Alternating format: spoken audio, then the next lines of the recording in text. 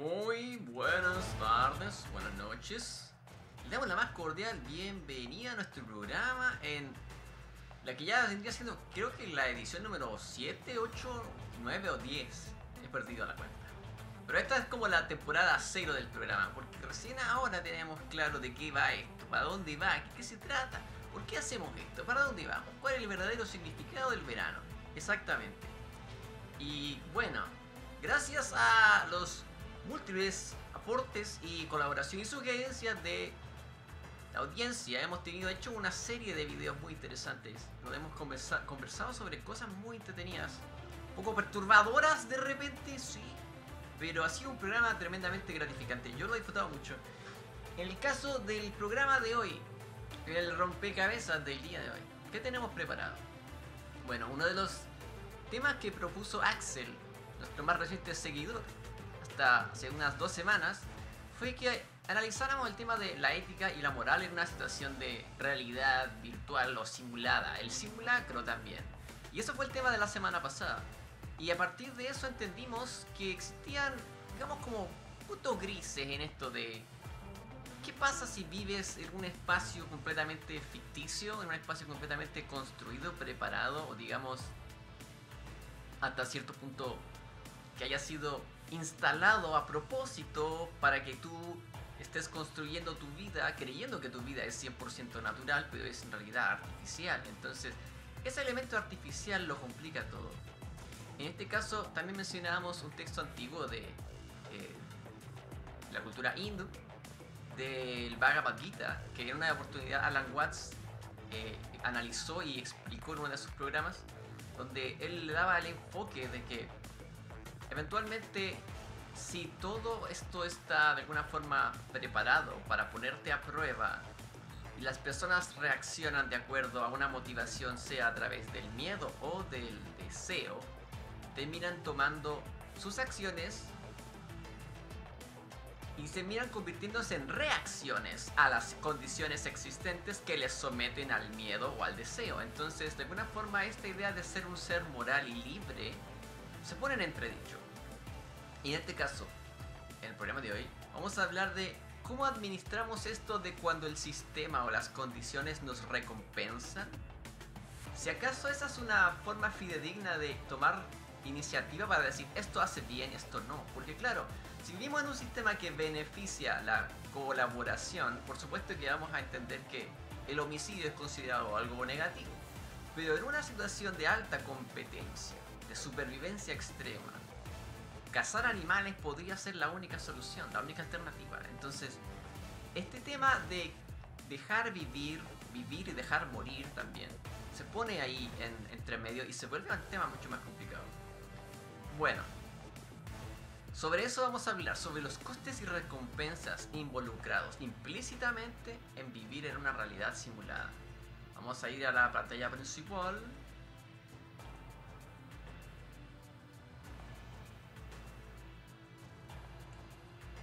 Entonces yo preparo mis lapicitos.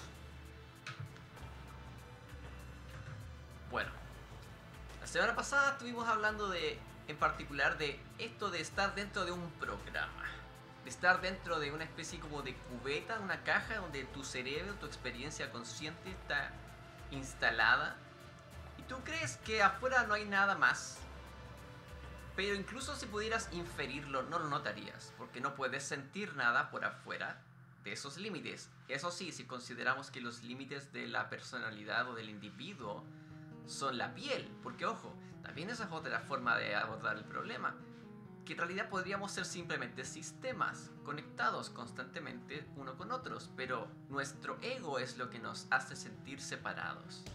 Entonces, vamos a ver, aquí hay varias piezas más que dibujamos. Aquí es donde quedamos la semana pasada, precisamente. Entonces, tenemos un sistema de reacciones donde todo está determinado por el ambiente. O sea, si te da frío, vas a buscar cómo protegerte del frío. Es una reacción al frío. Entonces, en cierto sentido, tus decisiones no son 100% tuyas. Entonces, si está programado que hace frío cada cierto tiempo, de alguna forma podrías pensar que hace algo que se te ocurrió a ti, pero en realidad estaba predeterminado, que tarde o temprano, al haber frío, quisieras buscar abrigo, quisieras hacer fuego, etc. Entonces, ¿qué tan libres somos de decidir qué hacer o qué no hacer? Se vuelve un poco más ambiguo, más gris. Y sobre eso se trata el programa del día de hoy, porque como también vimos en el stream de la semana pasada, el viernes pasado, estuvimos jugando el videojuego de Hitman, y el primer videojuego de Hitman en cierto sentido tiene este recurso interesante, y vamos a verlo en otra pantalla porque esto estaba... En el videojuego de Hitman, que es un excelente ejemplo para trabajar sobre este concepto, el agente 47... ¿Dónde está? Ah, estoy usando el lápiz incorrecto, un segundo.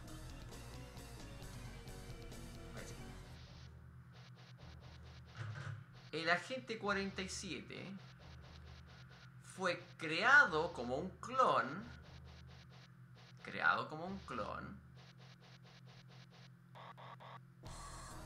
Para ser luego utilizado, no exactamente contra su voluntad, pero sin su conocimiento, para hacer desaparecer a todos los implicados en el negocio de mantener estas instalaciones de investigación, de clonación y de ingeniería genética funcionando, entre los que habían mafiosos, terroristas, etcétera, etcétera. Entonces esta lista de, digamos, la lista de los nombres de todos los involucrados en el proyecto de clonación del agente 47, de alguna forma fueron sus blancos, y él se dedicó a eliminarlos unos a otros hasta que se dio cuenta de que estaban poniéndole una trampa y le quedaba la última persona en la lista, que era en este caso el profesor Ottermeyer.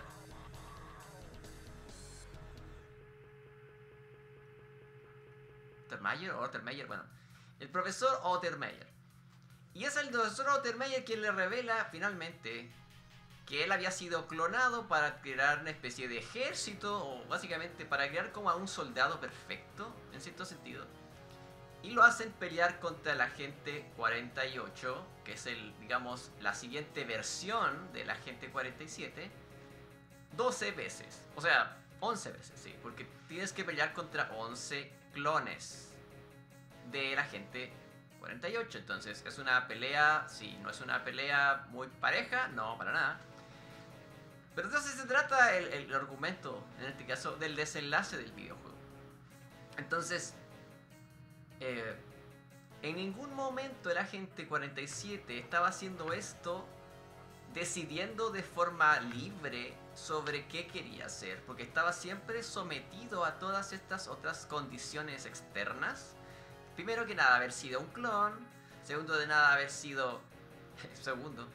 sido sometido a este proyecto de ser usado para perseguir a todos los involucrados y borrar las evidencias del proyecto, incluyendo al último, que es el creador, incluyendo a los clones que hizo el creador, mejorando el proyecto anterior que corresponde a él, al número 47.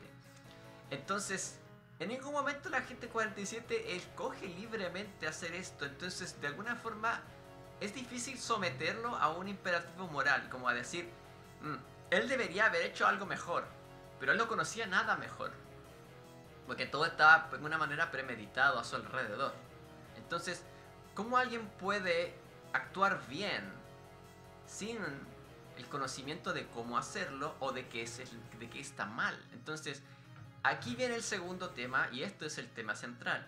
Las recompensas que recibe el agente 47 en este proyecto son en forma de dinero, que él luego convierte en materiales, en recursos, armas, etcétera, herramientas, para seguir adelante con su trabajo, con su labor como asesino a sueldo.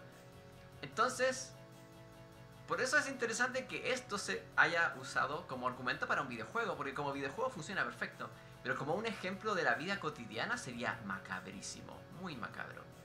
Entonces, bueno, si el agente 47 está en un videojuego, está en una realidad simulada. Entonces el ejemplo funciona perfectamente si lo aplicamos retroactivamente a la posibilidad de que nuestra realidad sea una simulación.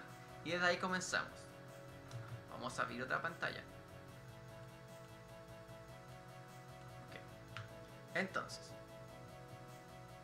recompensas.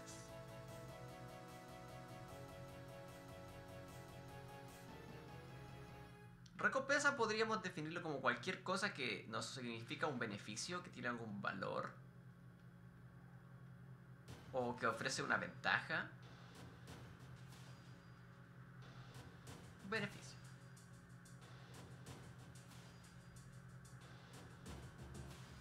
Además que incluso cuando definimos estos tres elementos, generamos más preguntas, porque los valores son relativos, las ventajas son, de alguna manera, tienen un contexto, o sea, en ciertas situaciones esto es una ventaja, en otra situación puede no serlo.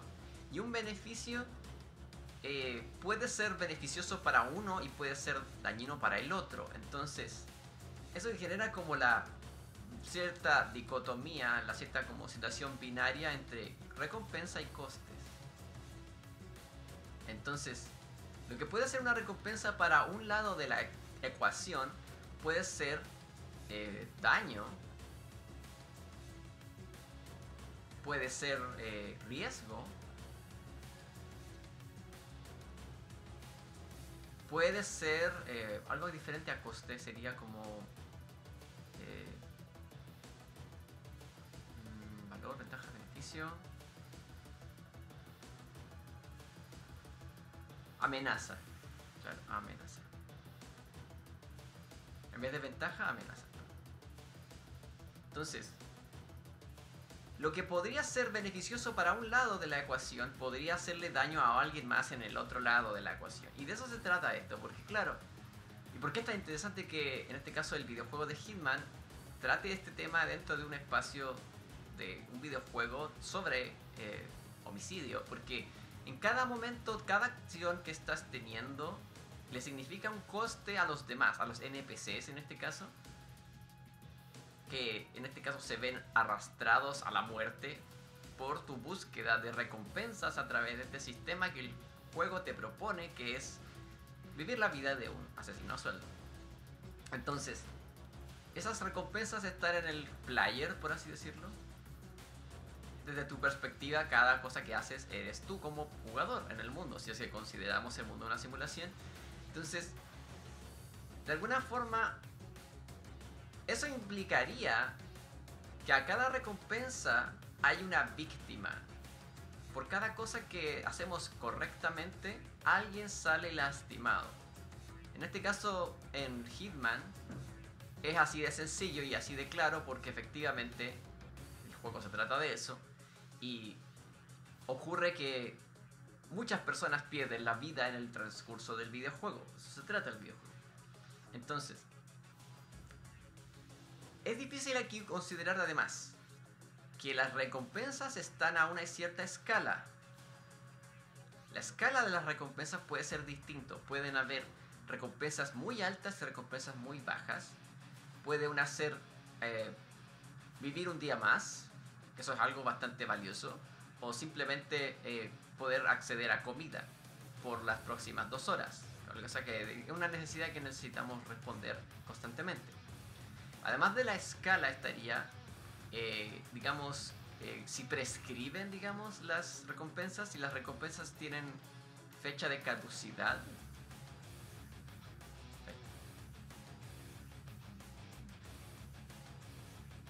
La caducidad de las recompensas. Y lo otro es, bueno, la dirección, por supuesto. De que pueden ir en una dirección y en la otra. Y por lo general, no todo lo que nos recompensa le cuesta a alguien más. Pero podríamos decir que desde el siglo XX hasta ahora sí. Hasta cierto sentido sí, por la desigualdad. Pero no vamos a hablar de eso porque sea un tema completamente diferente para un episodio completamente diferente.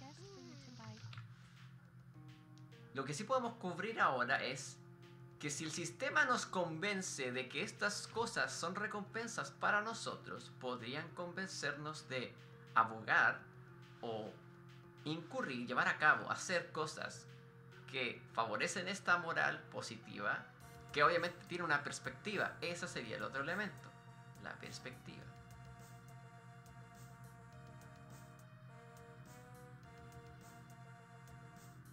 Perspectiva. Porque algo bueno puede ser bueno ahora, o puede volverse más bueno para todos en el futuro. Es como el típico ejemplo del trolley problem, que probablemente todo el mundo lo debe conocer a estas alturas. Que es como, bueno, si tienes la oportunidad de intervenir y resulta que aquí hay un tren que va para acá, pero si lo haces cambiar de dirección, mueren 5 personas. Esas son personas.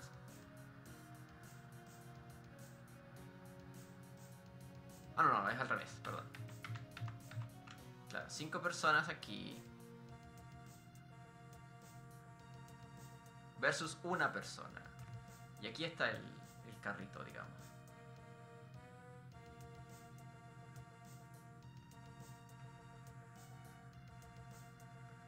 Entonces este carrito puede atropellar a 5 personas sin tu intervención, digamos.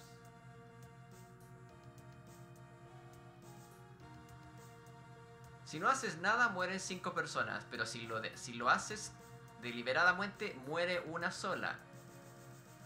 Pero esa única persona es responsabilidad tuya. ¿Salvarías a 5 personas matarías a una persona para salvar a 5? Y bueno, ahí el ejercicio se va más por encima de la borda porque empieza a crecer de escala. Hay montones de ejemplos distintos. MIT hizo un ejercicio de estos hace unos años con muchos casos y muchos ejemplos. Los sometió a prueba de las personas por muchos meses y eventualmente generaron una especie de base de datos de cómo funciona la moral entre un gran número de personas. No conozco exactamente el tamaño de la muestra, pero de alguna forma da a entender que esto es un muy buen ejemplo para explicar esto, de que en todo sentido, además del contexto de la misma situación, hay consecuencias.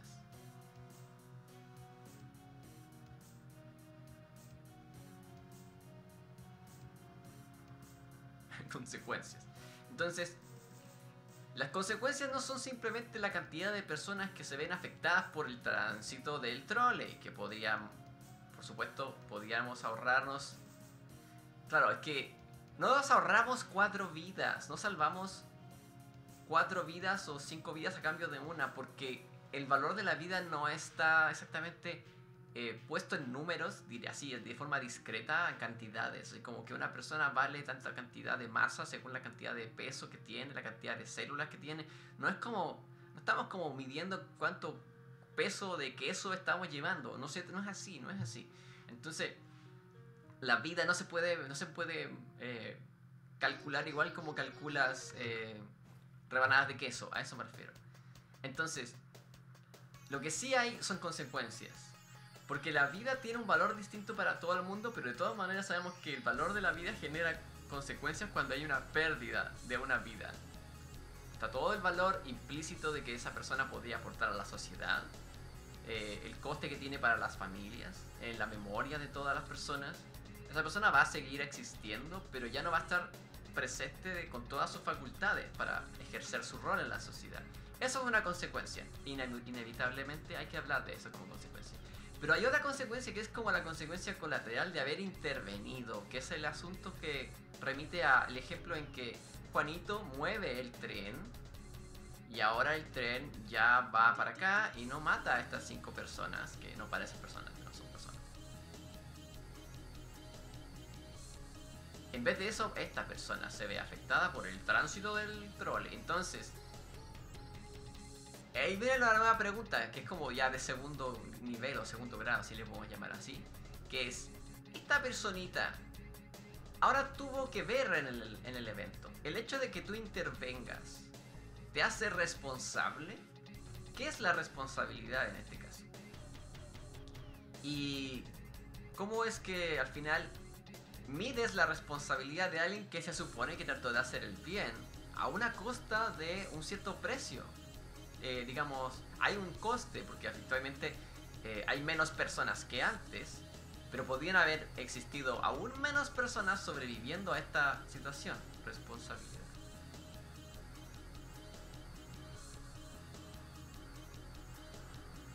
Entonces, aquí es donde esto se pone complicado.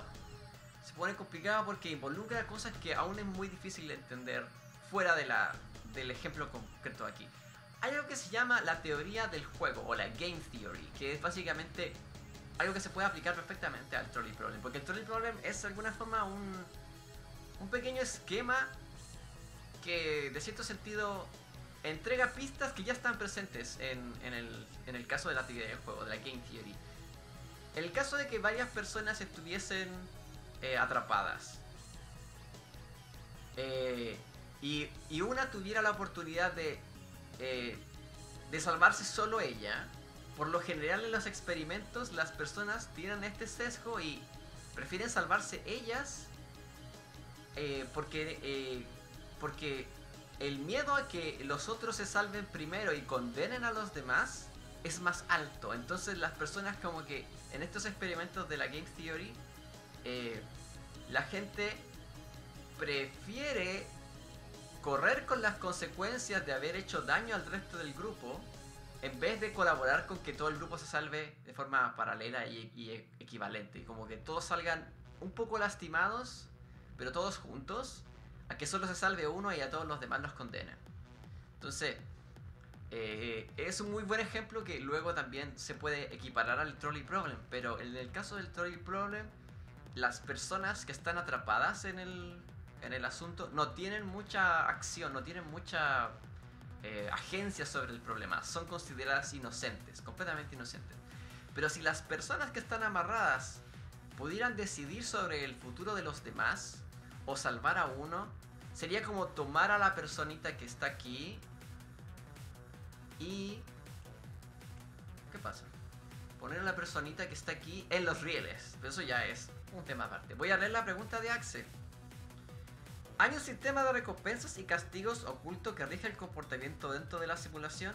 ¿Podemos identificarlo y comprender sus reglas? ¿Es este sistema justo o arbitrario? Ya, con lo que ya hemos introducido podemos hablar de eso perfectamente. Claro, voy a mover un poco la imagen. Estábamos aquí. Por si acaso acabas de llegar. Resulta que estábamos discutiendo lo que es como las recompensas versus los costes. Como que en cada situación una recompensa suele parecer que es un coste relativo para otra perspectiva. Así como para que haya vida tiene que existir muerte, porque de alguna forma la vida, la materia tiene que moverse, la energía tiene que trasladarse y fluir. Y eso significa que en algún momento los animales tienen que dejar de funcionar orgánicamente para que podamos consumir su energía, o las plantas incluso tenemos que podarlas y las plantas pierden parte de sus frutos para que podamos alimentarnos de ella. Entonces estábamos hablando de que es más como una cuestión de un eje medio bipolar de perspectivas. Entonces las recompensas son castigos para uno, pero recompensas para el otro. En cierto sentido, aunque es igual una cosa que tiene obviamente un contrato social humano de todos modos, porque para el ser humano, nosotros, este sistema es algo que podemos entender. Para los animales es arbitrario o ya está dado dentro del aspecto del instinto. Dentro de una simulación sería distinto, pero no quiere decir que no podamos hacer ejemplos interesantes con eso. Y vamos a mostrar lo que estábamos haciendo aquí atrás. En la anterior, aquí. Sucede que estábamos haciendo el ejemplo con el videojuego de Hitman, que estuvimos jugando hasta la semana pasada. El videojuego de Hitman, todo está simulado. Obviamente es un videojuego de simulación. Pero la cosa es que además de ser un videojuego que simula la experiencia de ser un Hitman, de ser un asesino a sueldo, el personaje está diseñado genéticamente para hacerlo y es puesto a propósito en esta situación, y de alguna forma lo ponen en una estratagema muy grande, en un esquema donde él está de alguna manera no solo ejercitando sus habilidades de Hitman, sino que además está deshaciendo de las personas que estuvieron involucradas en el desarrollo de su propia existencia como clon, porque es un programa que el Dr. Ottermeyer estaba haciendo para crear como asesinos perfectos. Y eventualmente en el desenlace del juego, spoiler alert, el agente 47 pelea contra 11 clones del agente que es la versión nueva, el agente 48, que fueron creados especialmente para superarlo a él. Entonces en ningún momento el agente 47 escoge libremente, porque tiene que tener acceso a toda esa otra información afuera de la simulación. para darse cuenta de que está en una simulación y que puede hacer algo mejor, que es simplemente abstenerse de participar de esta matanza y elegir su propia vida. Pero para él no existe nada más. Entonces, ¿es realmente libre? ¿Es realmente algo que él puede decidir si no tiene las herramientas? Entonces, el problema de la ética y la moral en una simulación tiene que ver con cómo están los límites de la simulación escondiendo que está todo maqueteado. Entonces, si puedes esconder por completo que es una simulación, ahí puedes como intentar salirte con la tuya diciendo no, esto en realidad es arbitrario. Pero la cuestión es que jamás es arbitrario, porque incluso nosotros le damos más valor a ciertas restricciones. Hay ciertos delitos más graves que otros. Entonces hay un valor relativo que le damos a nivel cultural a las cosas. Y eso es como el siguiente nivel. Y es que independiente de lo que hagamos es colateral a nosotros, porque arrastramos la consecuencia de haber sido partícipes, de haber cometido, en este caso, en el caso del Trolley Problem, haber cometido un asesinato indirectamente para tratar de salvar a 5 personas. Voy a leer la siguiente pregunta. ¿Existen recompensas que sean inaccesibles para nuestra comprensión? Tal vez los simuladores obtengan recompensas que son imaginables para las mentes dentro de la simulación. ¿Cómo podríamos incluso concebir la naturaleza de tales recompensas? Sí, es interesante. Es interesante porque también nos lleva al tema de las entidades no humanas en el universo y de la simulación como un espacio holográfico. Entonces, hablábamos hace unos días, hace 3 semanas, de que podrían haber esferas de la realidad, como dice la Gnosis. Yo no soy un experto en gnosticismo, pero algo he escuchado y leído por ahí. Pero la cosa es que si existen realmente esferas fuera de la simulación humana, que están fuera de lo que podemos entender, afuera de la simulación podrían haber seres que incluso nos estén cultivando o criando como ganado o como un zoológico para su entretenimiento. Y podrían estar usando nuestro sufrimiento como combustible para sus máquinas o lo que sea. Y esta idea no es tan descabellada, de hecho es el argumento de Mahou Shoujo Madoka Mágica, que es un anime del 2011. Es algo de hace 14 años, eso se ha visto montones de veces en la ficción y no está tan alejado de ser posible. Entonces, la naturaleza de las recompensas fuera de la simulación son completamente aliens, porque es lo mismo que podríamos decir de los Sims. Los Sims no entienden el apetito de los seres humanos fuera de la simulación. Entienden que cuando su barrita de hambre baja demasiado, tienen hambre. Y experimentan consecuencias al hambre. Pero jamás experimentan dolor estomacal, porque para tener dolor estomacal necesitan primero tener células, huesos, sangre, terminales nerviosos que les permitan sentirlo. Un sistema nervioso que envíe señales a su sistema nervioso desde las células de su estómago para detectar que lleva mucho tiempo sin ingerir alimento o para leer la glicemia. Entonces, claro, el sistema por el que los simulados se simulan y sienten lo simulado no es equivalente a lo que está fuera de la simulación. Y por supuesto que hay un límite cognitivo, consciente, que está en esa barrera de la conciencia. Y es que no puedes pensar más allá de tu mente, que tu mente es el límite de lo que existe.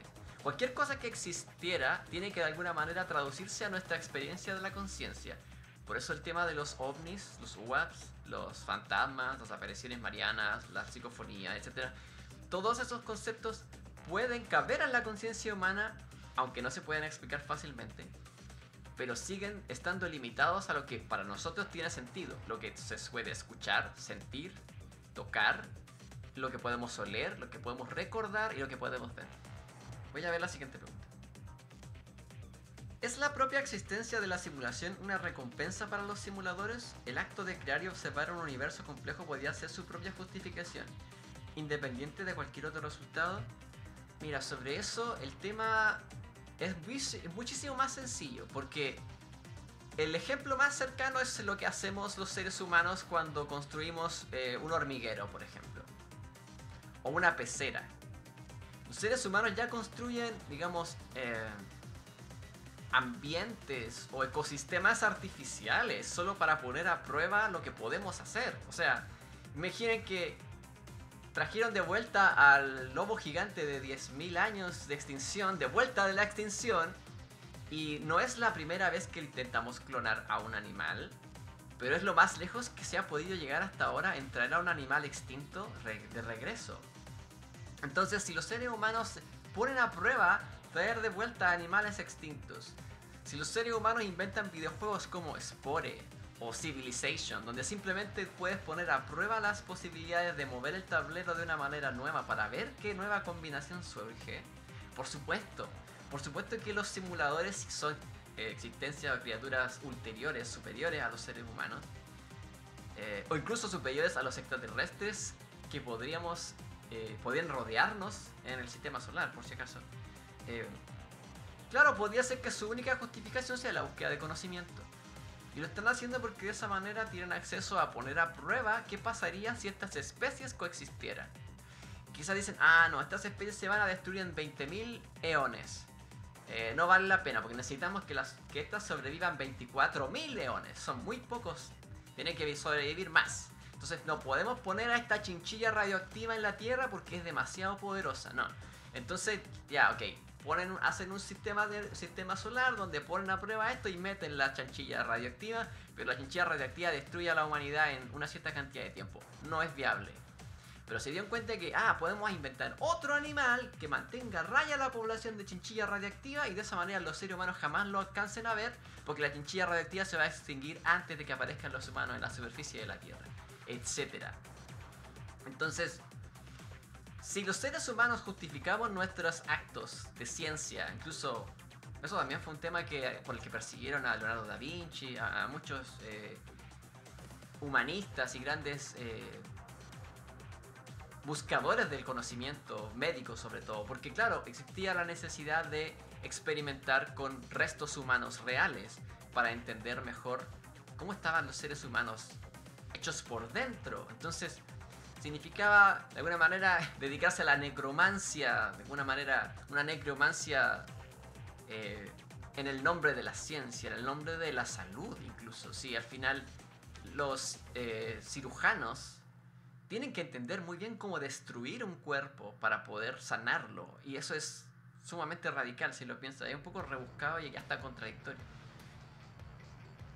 Siguiente pregunta. ¿Qué tipo de moneda se utiliza para calcular los costos en la simulación?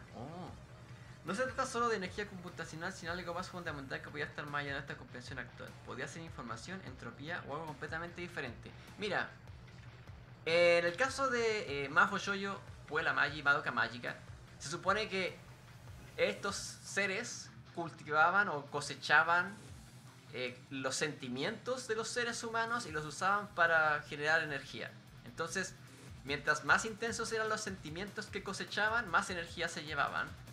Y de esa manera, de alguna manera, para ellos incluso era favorable generar sufrimiento para tener más sufrimiento que cosechar, porque el sufrimiento también generaba energía. Entonces, ¿qué es una moneda en este sentido? Porque para nosotros tenemos distintos como escalafones de lo que es una especie de recompensa.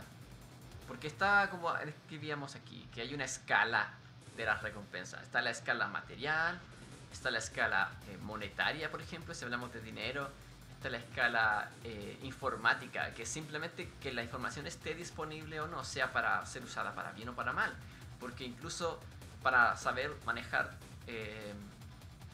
materiales radioactivos hay que utilizar protocolos que se aprendieron producto de haber expuesto a personas a espacios radioactivos y saber que esos síntomas indicaban alta radiación. Entonces, incluso para protegernos tenemos que haber pasado por haber sido lastimados y haber generado esa memoria. Entonces es intenso porque significa que la experiencia de los seres vivos, independiente si se acumula o no se acumula, se convierte en lo que impide que los otros organismos sufran el mismo destino en el futuro, porque hay una memoria.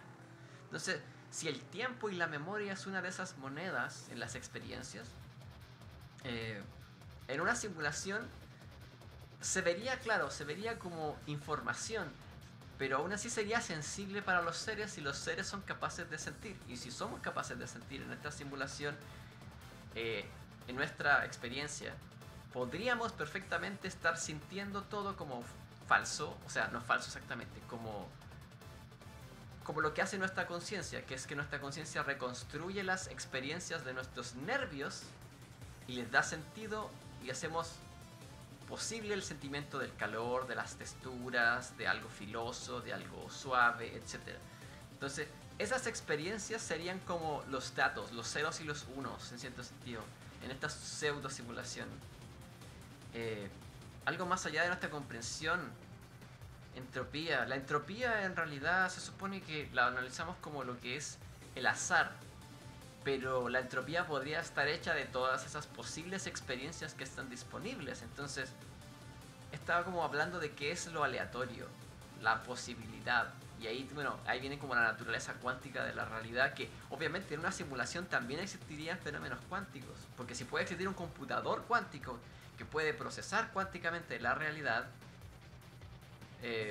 ¿cómo no podríamos estar nuestros propios átomos ahora estar corriendo dentro de un computador de alta gama que esté por encima de lo que nosotros consideramos un computador cuántico, que ya sería un computador de la escala del universo? Porque en el caso del cerebro de Boltzmann, en el experimento de Boltzmann, Boltzmann indica que, claro, es más sencillo que un cerebro esté pensando y imaginando el universo que todos colectivamente estemos construyendo el universo a través de cerebros individuales. Así que en realidad no es una pregunta tan extraña, es una idea muy plausible.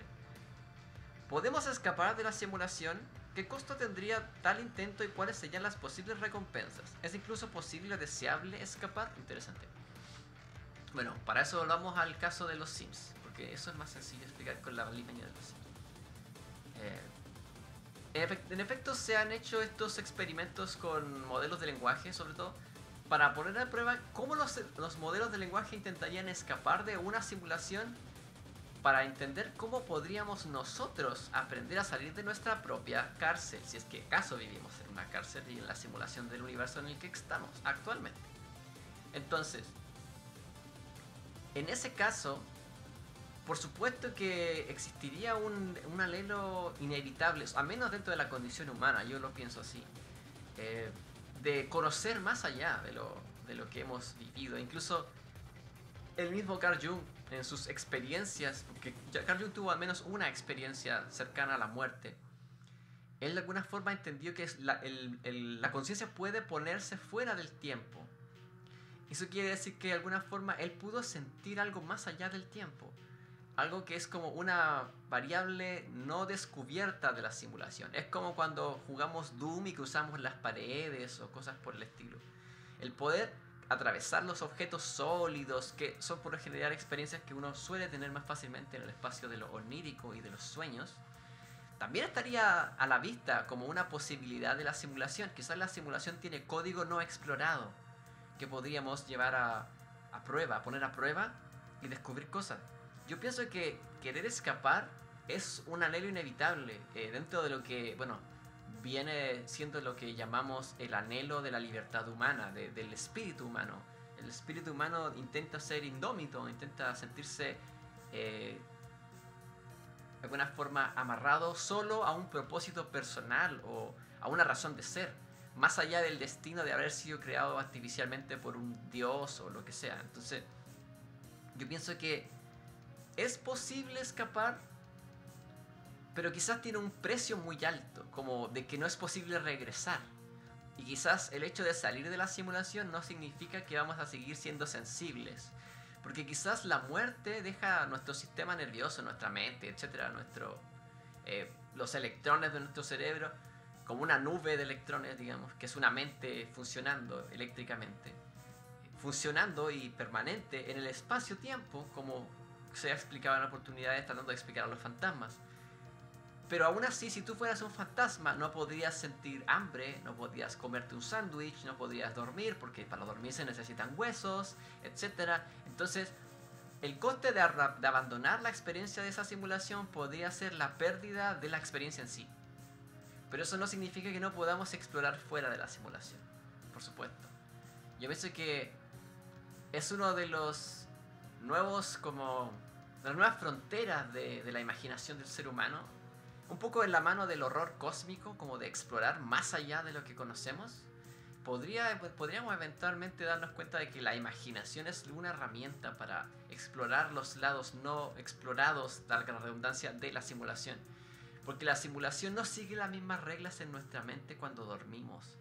Entonces parece ser que es como si tuviéramos permisos de administrador durante la noche cuando dormimos, y durante el día estamos sometidos a las variables del tiempo, de la vida, de la muerte y de la causalidad, cosa que en los sueños parece romperse.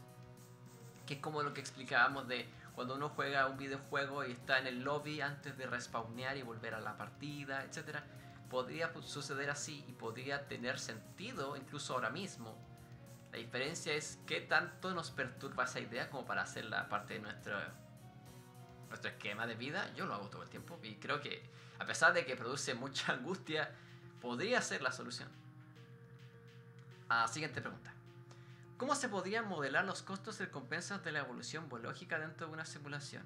¿Podrían los simuladores manipular los parámetros evolutivos para obtener resultados específicos?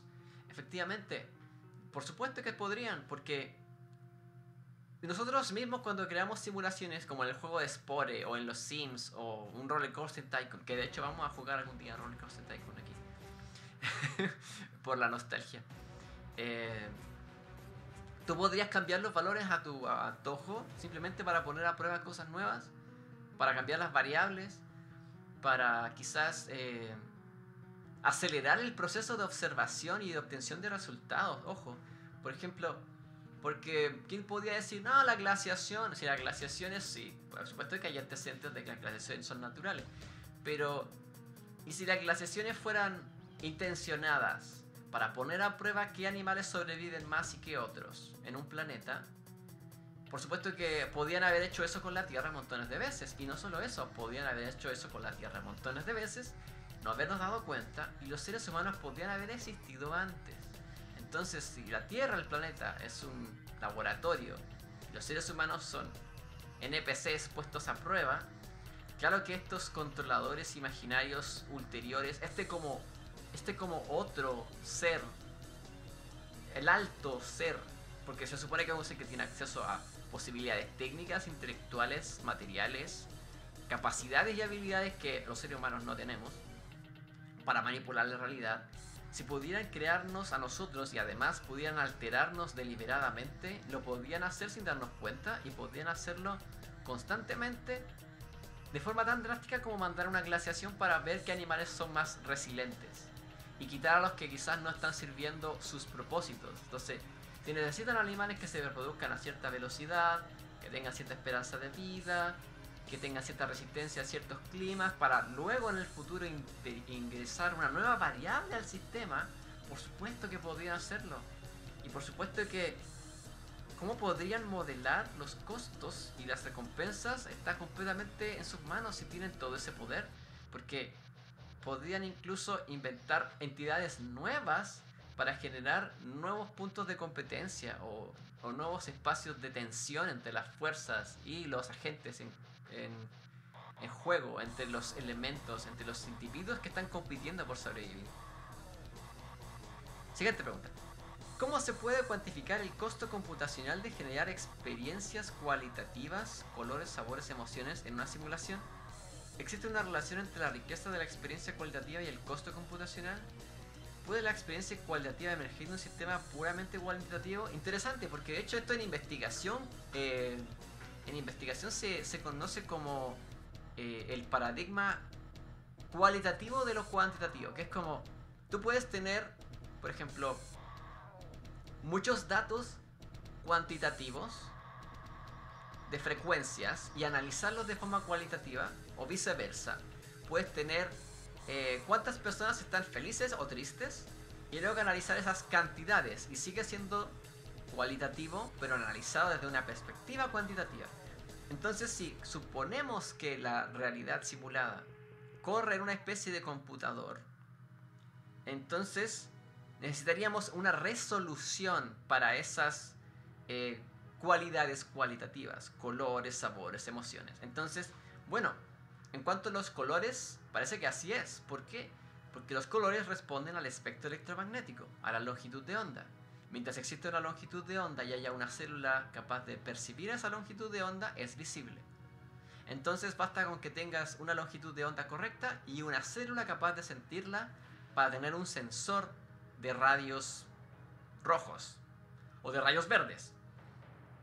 Entonces, la diferencia va a ser cuántos tonos de diferentes tonalidades posibles entre verde y rojo puedes tener. Puedes tener 2, puedes tener 4, 16, 516, etc. Entonces, eso sería el límite de la resolución. Y eso al final es exactamente lo que pasa con los chips. Porque al final, el tamaño de la información del archivo determina cuánto volumen de células necesitas o cuántos bits necesitas para procesar eso. Y si las células humanas o las células vivas funcionan bajo ese mismo criterio de resolución por volumen de células, al final la información estaría en las ondas y la sensación estaría en las células sensibles, que al final siguen siendo partículas, o sea, siguen siendo sustancias químicas, proteínas sensibles a los rayos UV, etcétera, al calor, a la presión. Entonces sigue estando de alguna forma, tiene un asidero en las partículas, pero es como generar almohadas de partículas que reaccionan a la presión de las almohadas, pero la presión de la almohada no proviene sino de ondas, y las ondas pueden transportarse a través de cualquier cosa. Entonces es como que ese punto entre la onda y la partícula vuelve a ser la pieza clave entre el límite cualitativo de la realidad y lo que es solo números. Siguiente pregunta. Si una simulación alcanza un nivel de complejidad donde los seres simulados pueden comprender su propia naturaleza simulada, ¿qué costo computacional o existencial implica esto para los simuladores? ¿Es la autorreferencia un punto singular que rompe la simulación o la transforma de alguna manera fundamental? No estoy seguro de eso, no estoy seguro si funcionaría, porque incluso el hecho de estar en esta conversación ahora significa que somos capaces de poner en entredicho la naturaleza no simulada de la realidad. O sea, que para nosotros es posible imaginar que la realidad está siendo simulada afuera y nosotros vivimos dentro de ella.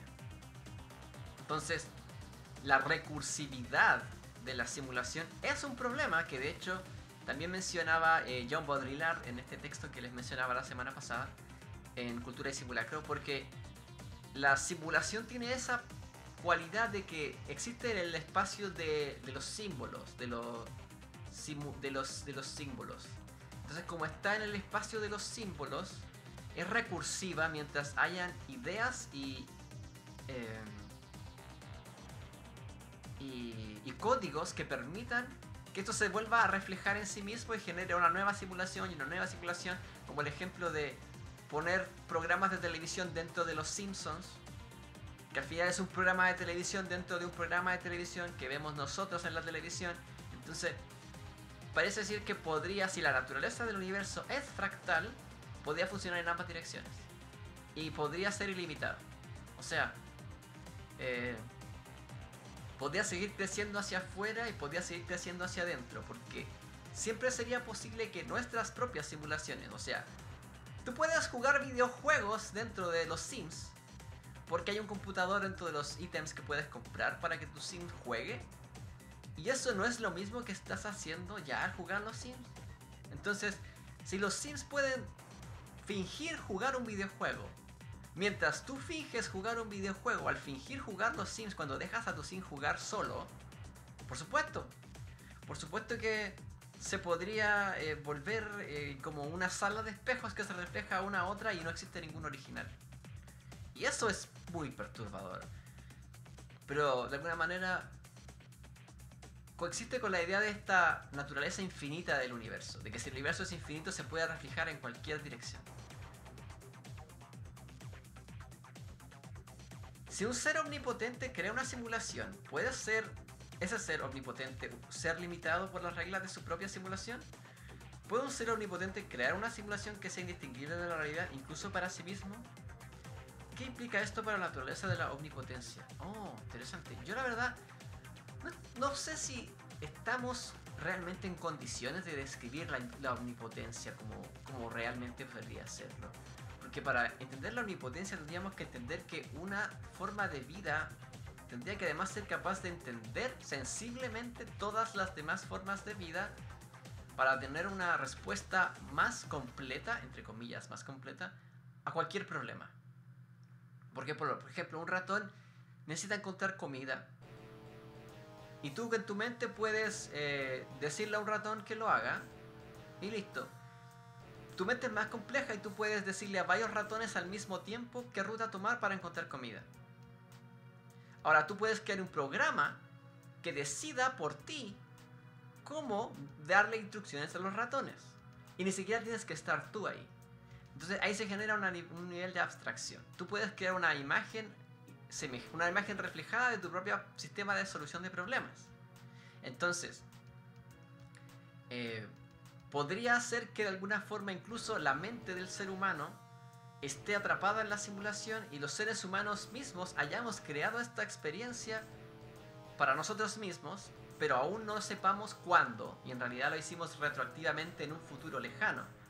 Y enviamos nuestras mentes al pasado para vivir esta experiencia y darnos mejores respuestas. Por ejemplo, cuando uno experimenta sueños, se supone que los sueños que vivimos, la memoria de nuestros sueños sigue siendo temporal, o sea, sigue siendo posible recordar tu sueño después de soñarlo. Tú no puedes recordar un sueño antes de haberlo soñado, tienes que soñarlo primero.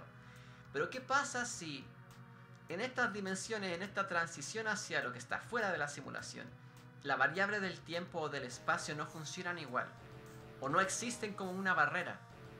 Entonces podrías enviar tus recuerdos al pasado, a propósito, para mejorar tu desempeño en el futuro. Entonces podrías enviarte pistas. Por ejemplo, si esta mañana se te olvidó sacar la basura, te mandas un mensaje a ti mismo por mensajería instantánea diciéndote: oye, acuérdate de sacar la basura. Y de alguna manera en otro universo, en otra iteración de la realidad, tú mismo recibes ese mensaje en la mañana, sin saber de quién es, llevas a cabo esa solución, sacas la basura, pero ahora el futuro desde el que enviaste ese mensaje no existe. Porque para poder enviar ese mensaje tienes que haber olvidado sacar la basura. Entonces, en ese sentido la simulación se empezaría a ramificar. Y la idea de la omnipotencia es casi equivalente a la idea del universo como Dios. O sea, como una suma de todas las conciencias de todas las personas que existen. Y bajo ese criterio, el brahmaísmo, como el hinduismo, va un poco en esa dirección cuando conserva esta idea de que el alma podía no ser una experiencia individual, sino que todos experimentamos el ego al mismo tiempo, pero en sí somos el universo experimentándose a sí mismo y sintiéndose a sí mismo subjetivamente. Siguiente pregunta.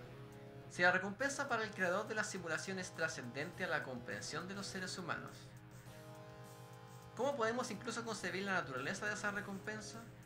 ¿Existe un marco de referencia que pueda abarcar una recompensa que está completamente más allá de nuestra comprensión?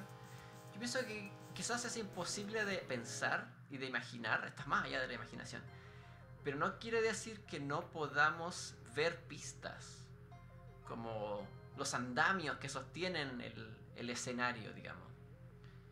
Podemos ver los tornillos que afirman las cosas, pero no podemos notar que las cosas son falsas, pero notamos que hay tornillos y nos hacemos preguntas.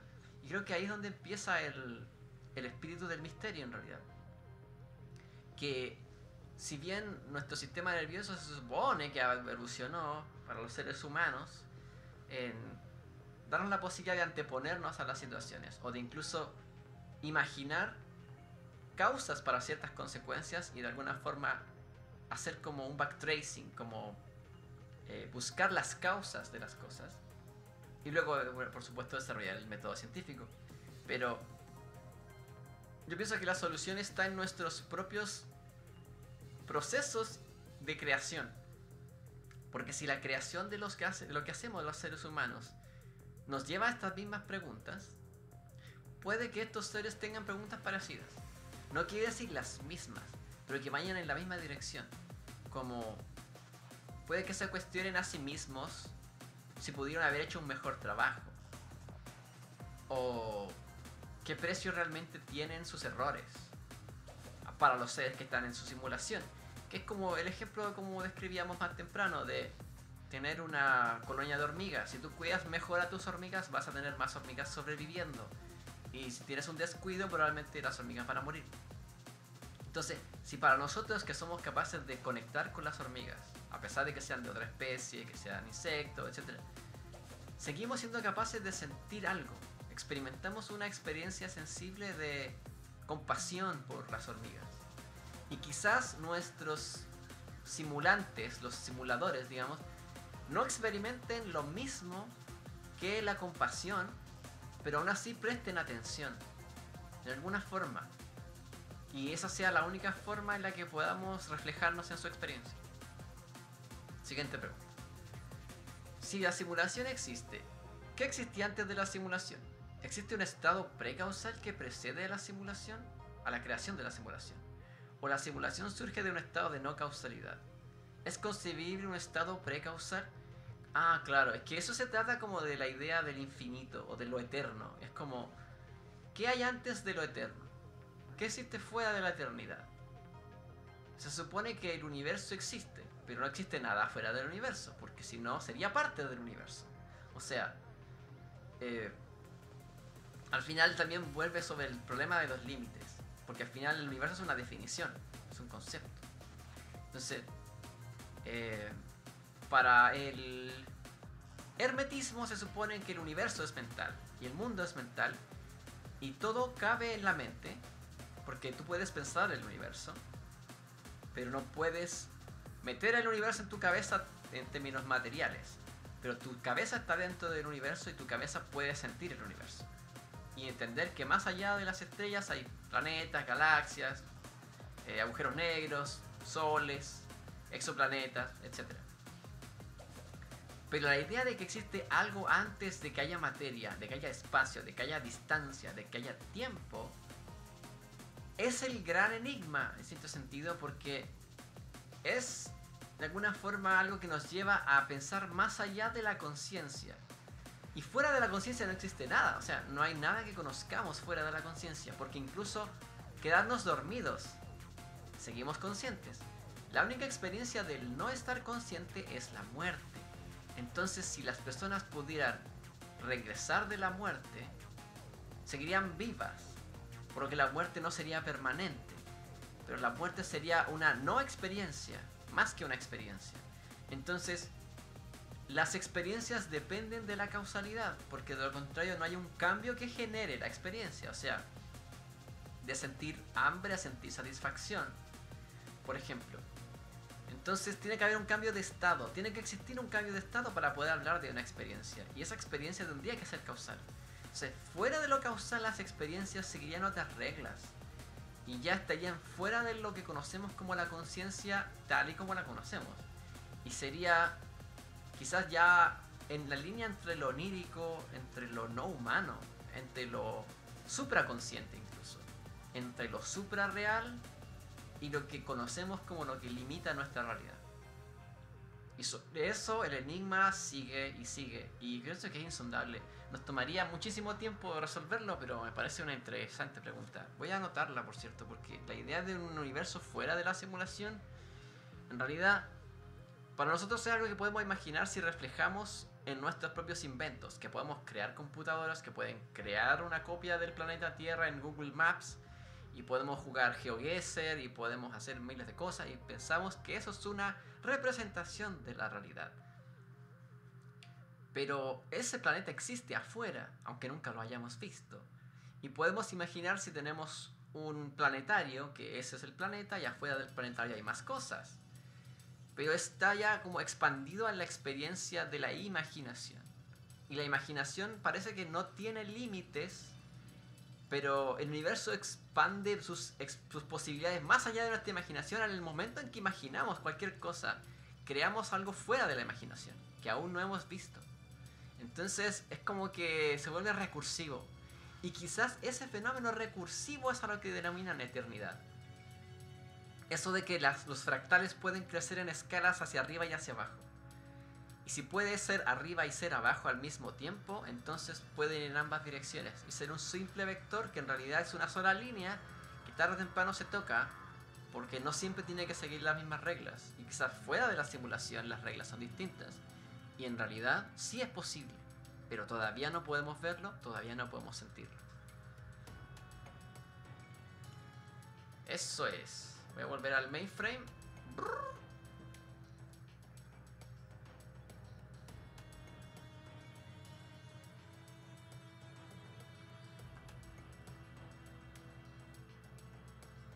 Bueno, el programa de hoy voy a recapitular un poco. Fue sobre qué existe de real en la naturaleza de las recompensas dentro de un espacio simulado.